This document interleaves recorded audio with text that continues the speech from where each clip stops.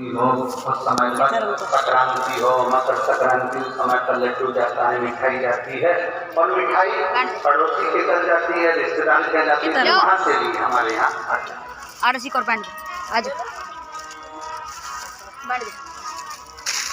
और जितनी अच्छी अपने घर के लिए रखती है उतनी पड़ोसी के घर की रखती है।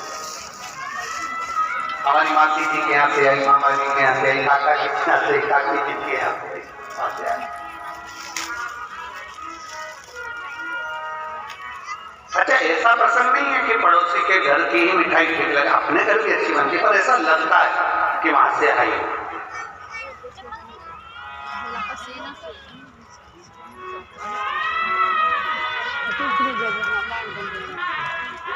तो कभी कभी वो एक प्रसंग याद आ जाता है ना कि वो एक लड़के के पिताजी मर गए। लड़के की माँ ने कहा, बेटा कल हरिद्वार में चल के पिंडदान करना। चल। माँ और लड़का दोनों हरिद्वार पहुंच गए। घाट पे पंडित जी ने पिंडदान करवाया।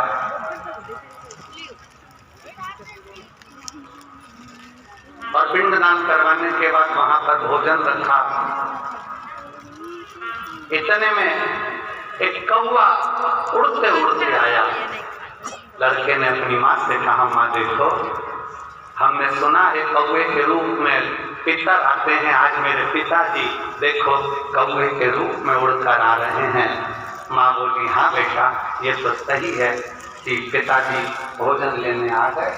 थोड़ी देर में तो कौवा वहाँ बैठकर फिर उड़ा और पड़ोस में एक महिला पिंडदान कर रही थी अपने लड़के के साथ, वहां की पूरी उठाई चले गए।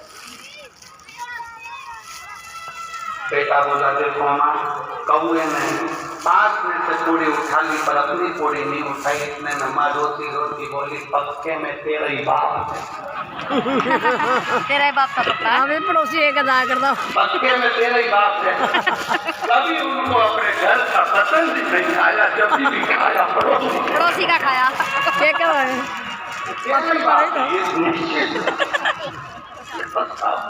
पक्का है तेरा बाप भाई।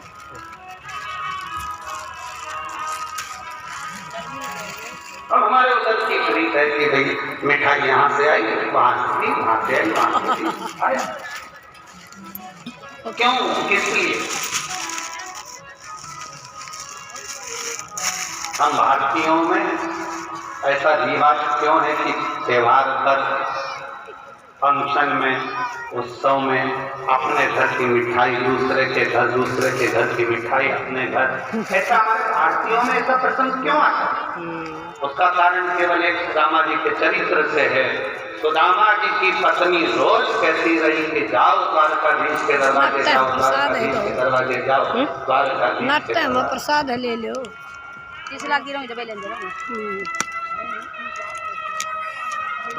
और सुदामा रोज विचार करते हैं कि जाऊं। अच्छा, सुदामा जी की पत्नी जैसी दुनिया में किसी की पत्नी भी नहीं हो सकती।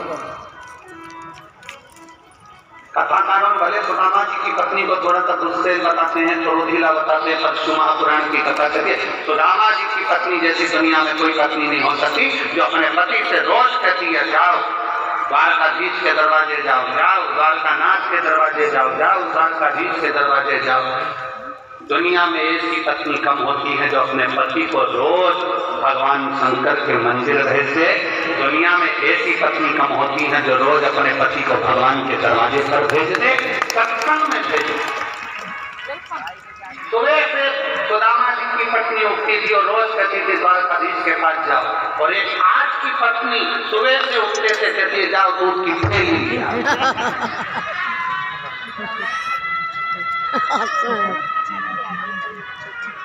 और ऊपर से भी फोन करती करती कह रही है, ब्रेड का पैकेट लिया।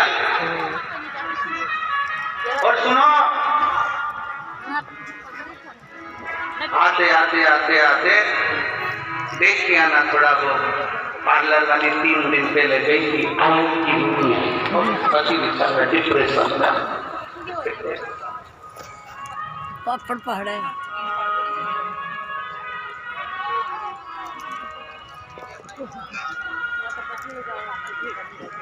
सुदामा जी की पत्नी रोज कहती है, पर सुदामा जाते नहीं।